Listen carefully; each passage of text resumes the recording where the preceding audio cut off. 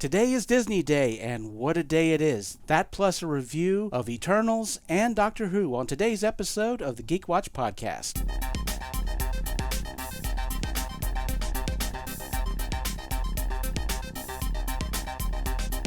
This is the Geek Watch podcast with Brian Hatcher and Mandy Petrie.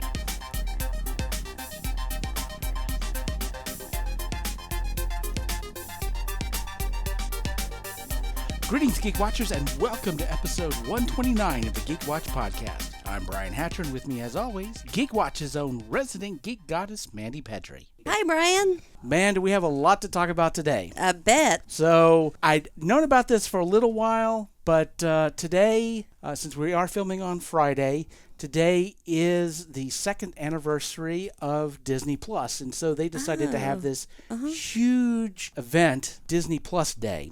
And they decided to drop a whole bunch of stuff. They were doing a whole bunch of celebrations, and of course they're trying to promote the channel and get more people subscribing to the channel.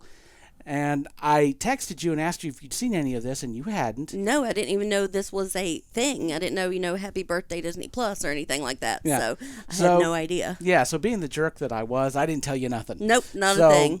So I figured we will reveal a bunch of stuff. I've got some pages of stuff to talk about, but one of the big things about Disney Plus and Disney Plus Day is that they are promoting the channel because they want people to subscribe. And one of the things they're doing for this weekend is that if you don't have Disney Plus and you subscribe this weekend, you get the first month for $1.99. Oh, nice, yeah. So, and it's like $6.99 normally, but that way they're encouraging people, and they're doing this promotion with Target, where you can sign up for Disney Plus there, and they've got some promotional stuff that they're doing. Really? Yeah, there's some different online sites like Funko and the Star Wars store where you can get discounts on stuff for this weekend. And I know at the theme parks, they opened it up 30 minutes early for people who already had Disney Plus, and you could get on the rides before anybody else. And, really? Yeah. Oh, So wow. they were really pushing the whole Disney Day. That was, like at those parks, you pay like $100 to get those skip line passes and things like that. Wow. But yeah, they had the blue carpet out for the Disney Plus subscribers, and I think they're doing that all weekend. But what's cool about this is that if you go on Disney Plus, you see a lot of stuff that they're promoting. Today, of course, on Disney Plus is the first day that you can now watch Shang-Chi. Okay. Jungle Cruise is now on Disney Plus as well, starting today. Okay, I'm going to try to get both those done this weekend, see if I can get that. Yeah. Yeah, so they're doing tons of stuff. Now, one thing that I noticed, although they're promoting a lot of stuff, before I get to the pages of Marvel stuff that they've promoted over today, one thing I noticed is there wasn't a lot of Star Wars. And part of that, I'm pretty sure, has to do with the boat hasn't been steered all that steadily on the Star Wars side. Now, of course, we know Book of Boba Fett's coming out.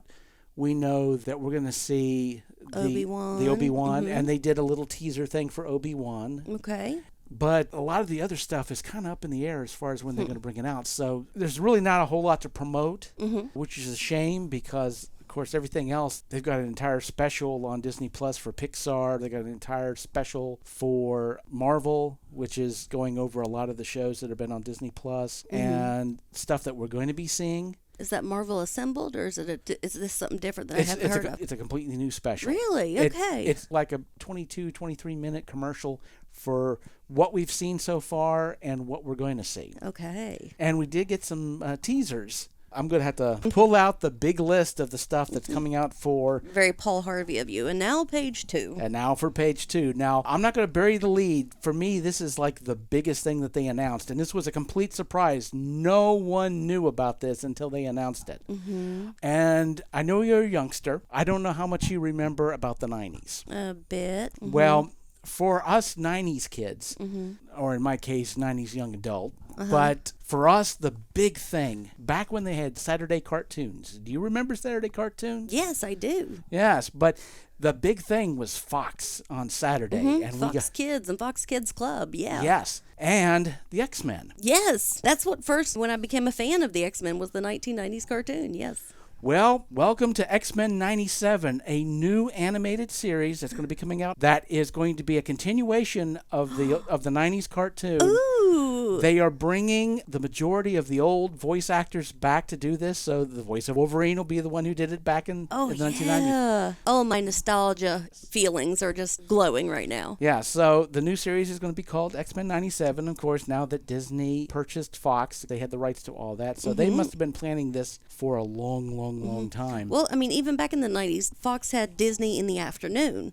which is as soon as you got home from school, that was when Rescue Rangers and DuckTales and Tailspin. So that was early days of that. So, yeah. So and I did see online the little logo they had for it. And of course, it looks just like the 90s cartoon.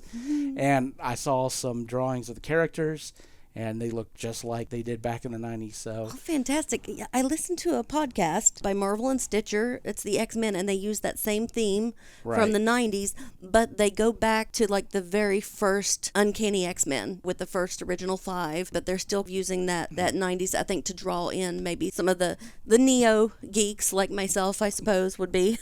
That was like the big thing. Nobody knew this was coming. Nobody had any idea. It was a big surprise to everyone. And, of course, I remember when I was in my early 20s watching the show, my brother Craig would come over to my apartment. We'd sit on the futon couch, and we would watch X-Men on Saturdays. And it's coming cereal and watching the Phoenix Saga. Oh, yes. Probably the best version of the Phoenix Saga we've ever gotten live, to be honest. But that's just the tip of the iceberg. And just to let you know, this is going to be coming out, they say, sometime in 2023. So we got a while to go. We have a while to go, but there are some things that are going to be coming out in 2022. We did get footage from the new Moon Knight miniseries. And this is a deep cut. Now, Oscar Isaac is going to be playing Mark Spector, who's the Moon Knight. Moon Knight, I think the easiest way, and I've heard other people describe Moon Knight this way, he's kind of like Marvel's Batman. Okay. Mark Spector, he has his white hooded costume. It's very Egyptian. He considers himself the human incarnation of the Egyptian Khonshu. But this character has a dissociative identity disorder, and so he has multiple personalities. Okay. So Khonshu is one of them. There are a couple other personalities that he has, and they fight each other for control. So he's a superhero, but he's also has these issues. That's going to be really interesting. Of course, Oscar Isaac is an amazing actor, and the little stuff that we've seen, we know this is going to be like a really weird, dark show, just like Moon Knight needs to be. Okay, so all right. I'm looking forward to that. I don't know anything about Moon Knight, but yeah, that sounds like I'd really enjoy it. Yeah, it's going to be a lot of fun, and we're going to be getting it sometime in 2022. So that's going to be one of the shows we're going to see in 2022. And we also got a little bit of footage of She-Hulk. Okay. So, and getting to see Tatiana Maslany. She's going to be a great Jennifer Walters. And we did get to see a little bit of Bruce Banner in this, so we'll get some Mark Ruffalo in this as well. And without going into a whole lot of details, there's a little bit of the old TV show Hulk throwback. A line is delivered, and if you know the old show, you won't like me when I'm angry. That's the one that I know of, and that's the one. Okay, all right. You wouldn't like me. See, exactly. It's okay. They even pulled that one out for Eric Bana when he played Bruce Banner. Oh yeah, that's the line, and getting to hear Jennifer Walters deliver that line was hilarious. Okay.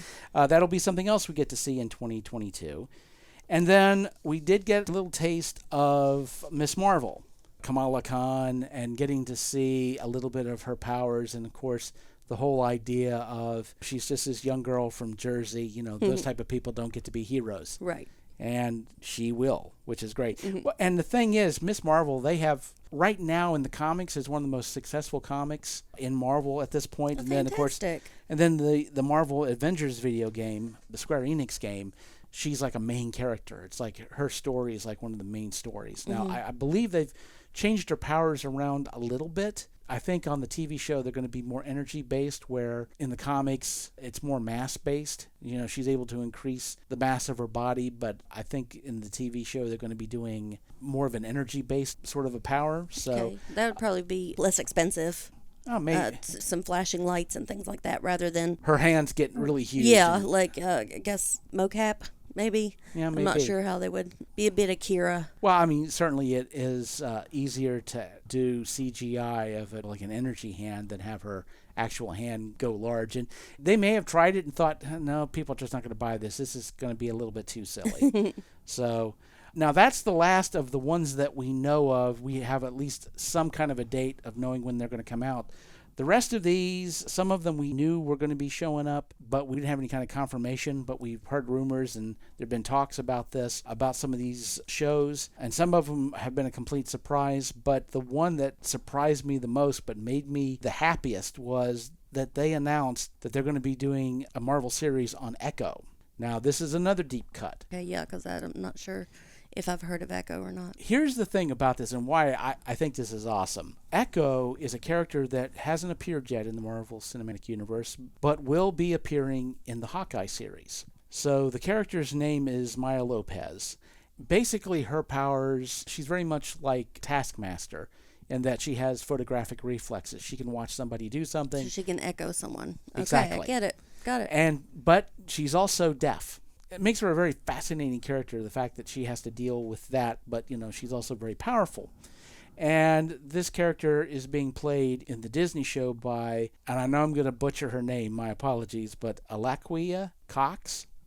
And what's interesting, first of all, Marvel wanted to get this character as close to the comic as possible. So they were hoping to find a Native American. They wanted to see if they could find a deaf actor to play this character. And she checks off both boxes. She's deaf and she's Native American. Way to go. Good. And she's also a paraplegic. She has a prosthetic leg. Okay. And here's the huge thing about all this. This is her first big acting role. I think she was an extra, somebody standing in a crowd in a movie, and that was the only other time she'd been in front of the camera. This part was tailored for her. Yeah. Yeah. Not only was it tailored for her, she didn't just get into the Marvel Cinematic Universe. She's fallen headfirst into it because not only is she a featured character in Hawkeye, but now she's already got her own spin-off series where she's the star of it.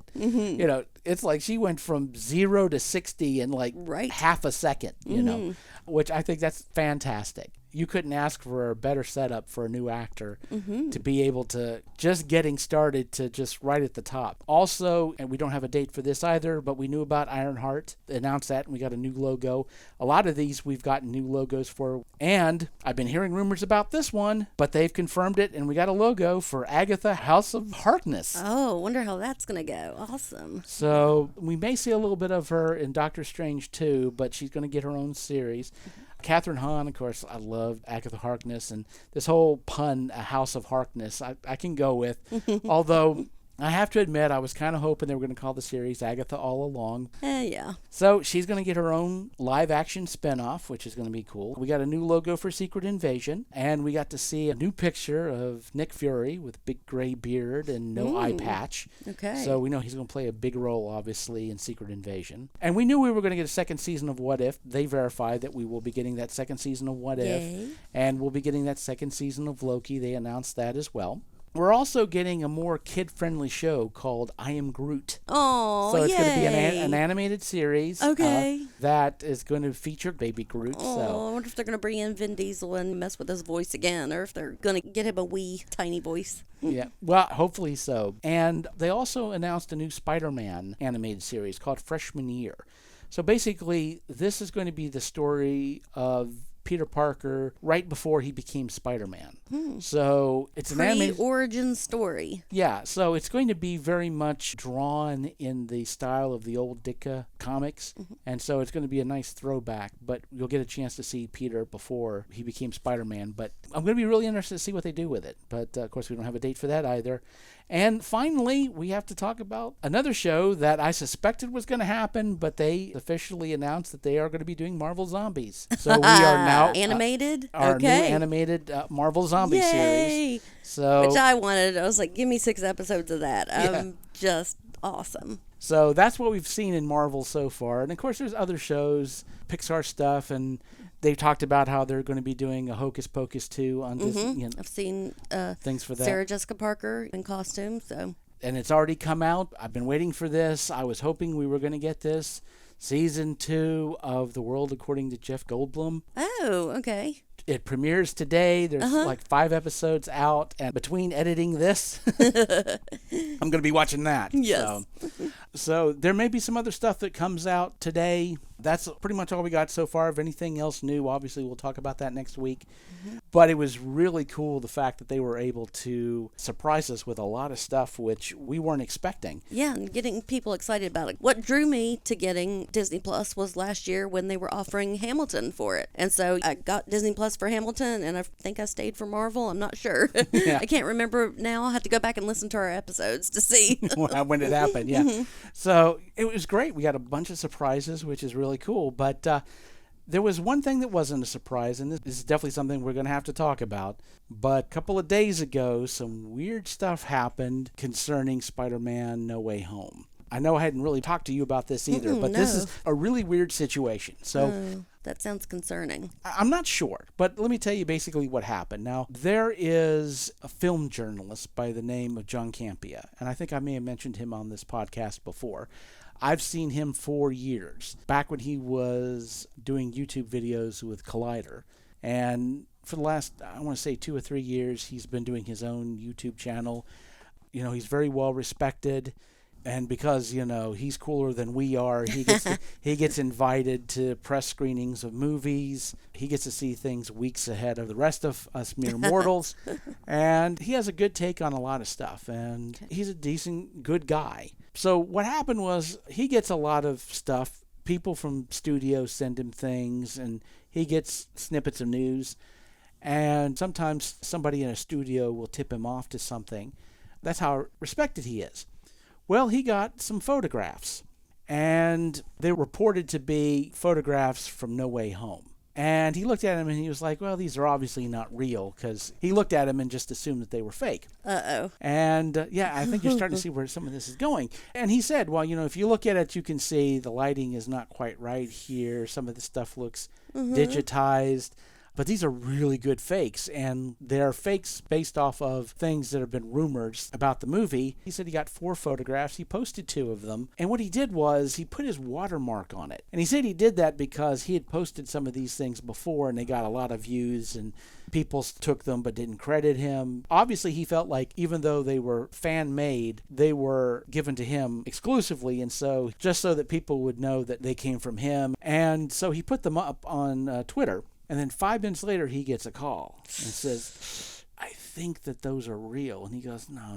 Those are. And he goes, no, I'm over 100% sure that these are real. Oh, no. And he said, oh, well, keeping this PG-13, he said the S word, and then he did the S word, and then he yanked everything off. Oh. He pulled them. And one of the things that he said was, those weren't even the juicy ones. He said, stuff that people had heard before, people suspected. Okay. So he thought, well, you know, somebody basically did, these were the rumors, so let's do a fan picture that looks like these rumors. He still didn't think they were real, but he figured, well, why take any chances? I mean, obviously, because part of his job is having a good working relationship with the studios, and so you don't want to make anybody angry. Jeopardize that, yes. Exactly. And so he yanked everything, but of course, the internet is forever, and people had... Toothpaste in the tube. Yeah, exactly. And people had already done captures of it, and so those pictures were released, and even though I realized by me not saying what those pictures were, right now that I'm pretty much guarding an empty safe, because anybody can do a Google search and you can see them, but under the circumstances, just for my own morality's sake, and if you talk to John Campea about this now, he goes, oh, I don't know what you're talking about. You know, of course, he doesn't say that seriously. He says that very tongue-in-cheek, but that's the way that he phrases it, because what happened just a little bit later was, as he put it, he got a call from a studio that begins with the letter S. And they said, well, we're assuming that you thought those were fake, which sounds like, wait a minute, are you saying they were real? Here's the thing. Some of this stuff does appear to be somewhat digitized, but in Hollywood, when you make a film, you do storyboards. You set up all your shots and everything. And in the old days, you would do drawings, and then there were computer programs that let you do like stick figures. And now what they use is very much photorealistic. So you can set up a shot that looks pretty much what it's going to look like when they actually shoot it, because they do scans of the actors and they use it to set everything up, right? And so it may have looked digital, but these may have been these photorealistic storyboards that are going to be used for the movie. And so although they're not actual photographs from the set, they are scenes that are going to appear. So they are, in fact, spoilers. Mm-hmm. So as you can imagine, especially when you get a call from the studio That starts with S. that suddenly things get a little bit nerve-wracking. We understand what you did, but wow. Yeah. Now, some people were saying, oh, he knew those were real and he leaked them on purpose. And I have to say, this is my personal opinion on this. The fact that John Campea has been doing this for so long, and of course, goodwill with the studios is absolutely vital, yes, for the type of work that he does. That for his livelihood now. Number one, he's not going to leak something if he doesn't think a studio wants him to leak it. And two, he's certainly not going to put his name on it so that if the studio wanted to figure out where the heck did it come from, well, his name's all over it. Yep. So it was a horrible accident. And again, no one's really saying, are these real or not? But there's some verisimilitude in these photos somehow. And hopefully, like I said, it seems like John Campea is out of all the hot water that he was in, and things are going to go back to normal. But man, do we have stuff to talk about? Ooh, yeah. So that was a bit of a thrill that we had this week. So the theory is, and I think this is going to pan out, of course, is next week we get the new Ghostbusters movie. Yes. And I'm very much convinced that we're going to see the new Spider-Man trailer. In front of that. And so obviously Sony doesn't want to spoil anything, but we might get more information. Now, we did get a new poster, which you can see a little green goblin that's on there. I mean, you saw the pumpkin bomb. Yes. So we heard the voice. And we heard the voice, so we knew that. So fingers crossed, Willem Dafoe. So we'll see what happens we shall after. See. Now, speaking of movies, I did go to see Eternals.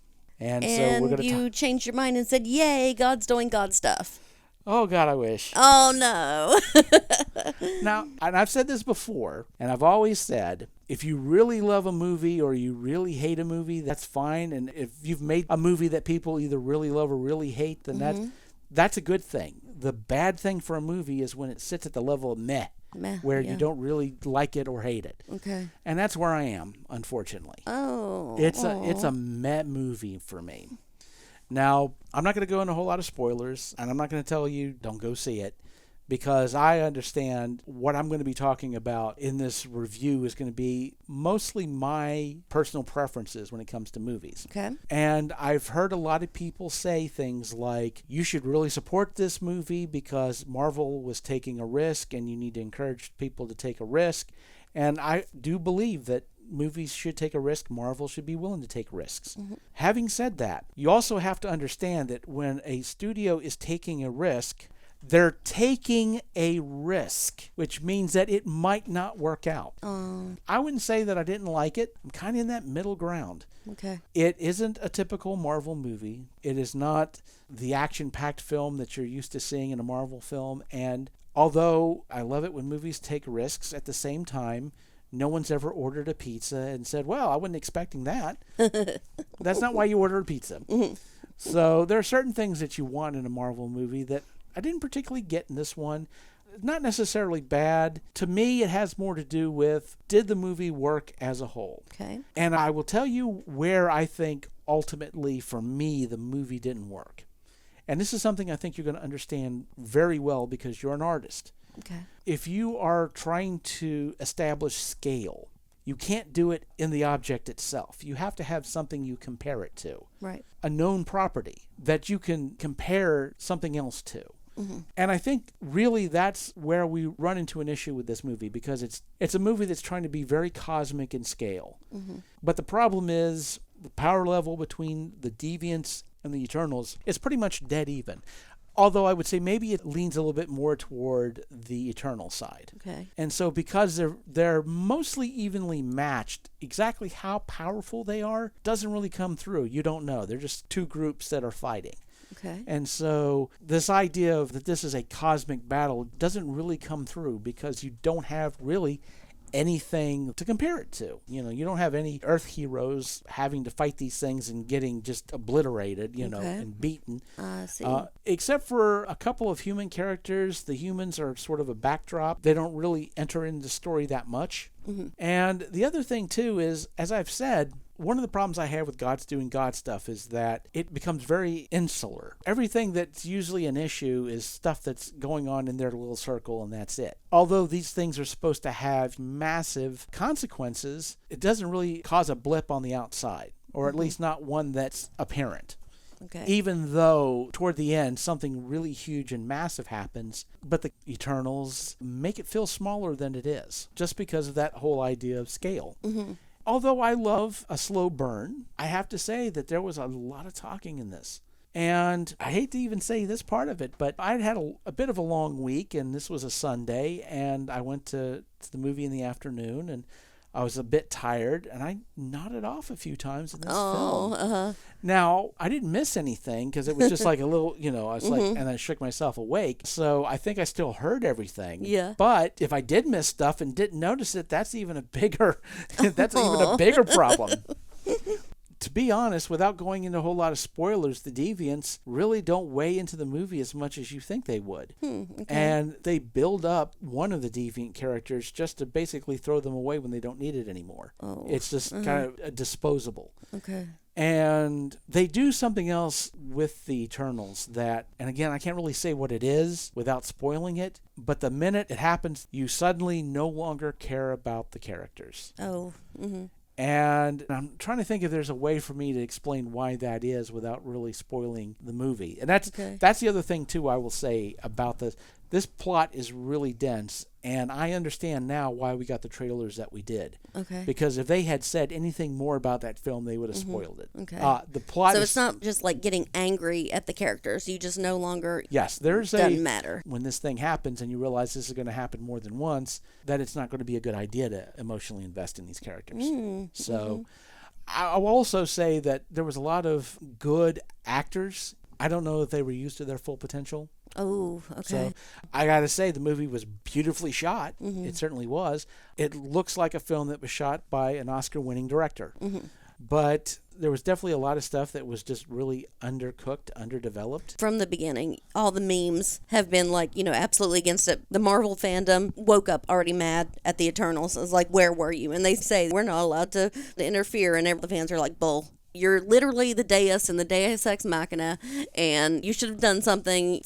So, having that, you're a god. Well, here's the other part of it, too. One thing you learn watching the movie is that the Eternals cannot interfere with anything in humanity unless it's something that apparently will work against their best interests for humanity. So they interfere all the time. Yeah. They interfere in ways that isn't productive to the mission that they have on Earth. But the minutes they're doing something that it's like, okay, we don't really want them to do that, suddenly now they can't interfere. It's like Captain Kirk and the Prime Directive. Yeah. They will interfere up to a point. They will give out technology. They will nurture humanity and give them ideas. And then suddenly they want to start going to war and things like that. And suddenly, nope, that's not our problem anymore. But you have a mission here. That was something else that bothered me. It was very convenient that it's like, well, we can't interfere, but you're doing it all the time, just not when it helps anybody. Right. To be fair, there were a few times where they helped humanity on a small scale. But that develops into something more as it goes along, which, again, a spoiler. But that's one positive thing I could say about the script is there's a lot going on, and it's obviously more sophisticated than your average Marvel movie when it comes to morality and the lines between good and evil, and things are not so sharply drawn, which I enjoy that in a movie. And I'm glad that they did it in there. There was just a lot of stuff that just didn't click for me. The two after-credit scenes were, once again, I would say, very much like Venom, Let There Be Carnage. The after-credit stuff was actually cooler than the movie that they... But I had to sit through Let There Be Carnage to see it. This was the same thing. Okay. We got introductions to like 4 different characters. But familiar to a Marvel fan? Yeah. Okay. I would say not to maybe not to an MCU fan, but especially in like the comics, you would know. All right. So And one of them was really odd. Unless you kind of do a deep dive in the comics, it's not a character you expect to see, or at least in this case, you don't see them, you just hear their voice. And it's somebody that you knew was going to be in the Marvel Cinematic Universe, but a lot of people missed and thought it was something else completely, because without knowing that deep cut, it doesn't really make sense that this particular character would be appearing in this scene. Okay. Yeah, so go see it if you want. I think I might wait. yeah, it'll probably be out on Disney Plus here eventually. Not too long. Yeah, I'm So, gonna get 10 rings in probably this weekend. So see how I can. And I definitely want to hear what you have to say about that now that you're getting a chance to see it. But that leaves us with one last thing to talk about, which is Doctor Who. So we did get a new episode, which you're still haven't seen yet. No, none of them yet. Yeah, I checked on my AMC package. It's not the right one that would let me have it. So. Well, we'll figure a way to get you caught up on all this. Yeah. But I will say, this episode, again, don't want to go into a whole bunch of spoilers, but it's going to be a continuation of what we saw last week. Although, where the first episode was a lot of different things that were thrown in, because you had a bunch of threads to establish. This episode focused more on one thing, was the Sontarans. And so we get an idea of what they're up to. And there were a couple of moments where you kind of get away from that story, but the Sontaran story was the centerpiece. It was the pillar of everything that was going on around it. One thing that Doctor Who has done in New Who, which a few people have criticized, has been this idea of the mystery box, which they've done from the beginning. This whole idea of you have all these separate stories, but there's this thread that's running through which you don't understand what... Like Bad Wolf? Yeah, like Bad Wolf, okay. Exactly. Or Saxon. Or Torchwood. Yeah. Yes, Torchwood, yeah. Okay. So the mystery box, you know.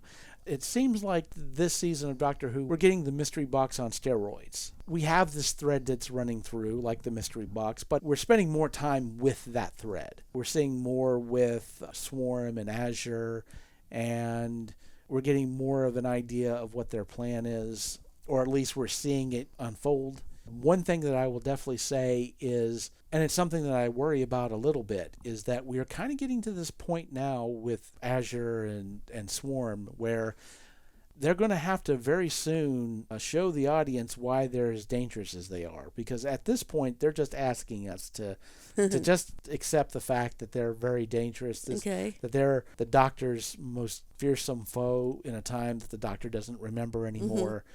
But they're going to have to pay that off, and soon, if they want us to care about those characters and worry about how the Doctor's going to take care of them. Now, this is the second episode, so this third episode, they're going to have to pay off those characters and make them a threat and not just ask us to accept that they are. Okay. Because of, like I said, it looks very much right now like this is a mystery box on steroids. It doesn't right now feel like we're getting a continual storyline. It feels like we're getting individual stories with this core that's running through it. Bit anthology-like. Yeah. Very much like in old Who, A Trial of a Time Lord. It was like an entire season where they had episodes, but there was this thread of the Doctor being on trial with the Time Lords. And so a lot of these stories, the frame of it was moments where the Doctor's interfered and where he did something horrible or whatever, and hence why he was on trial. And I feel like this whole story with the Ravagers, it's that joining thread, but it doesn't have an awful lot to do with the stories that are being told right now. That may change as things go along, and I hope that does, because they're throwing a bunch of stuff at us now that we don't really know what the significance is, very much like the mystery box. We're told that this is a serious situation. We haven't seen it yet. Going back to like the first episode, is this a good episode or a bad episode? It's a hard question to answer because they set up a bunch of stuff, and if they pay it off, I think it's going to be a good episode. If they don't pay it off, maybe not so much. Okay. But honestly, I think this next episode that's coming up, I'm going to be very keen to see what they do. Because if they ramp up the threat toward the end, that's going to be a slog. And the other part of it, too, is if they ramp up the threat toward the end, you don't get a whole lot of time for resolution. And if that's the case, then the payoff is probably not going to be that good because they're not going to have the time to really develop a viable and satisfying conclusion.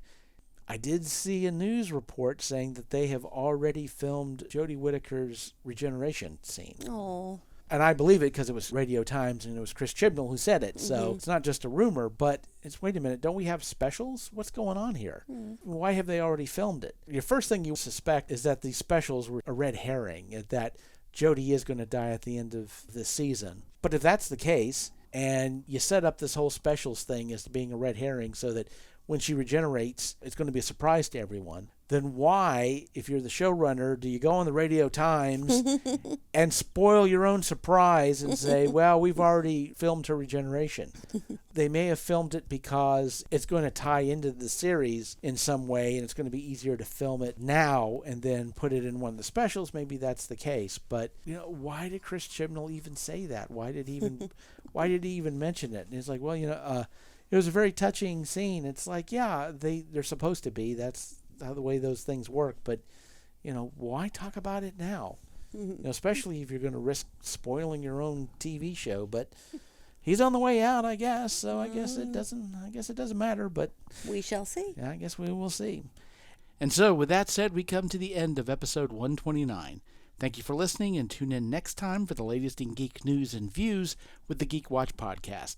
For Mandy Petrie, this is Brian Hatcher, reminding all the Geek Watchers out there, we're all geeky about something. Be proud of yours. See you next time. Thank you for listening to the Geek Watch podcast. If you enjoyed this program, don't forget to like and subscribe on your preferred platform and share this podcast on your social media. For links to all the ways you can listen to the Geek Watch podcast, as well as leave comments and suggestions, visit our website at geekwatch.net. The Geek Watch podcast is a Hanging J production.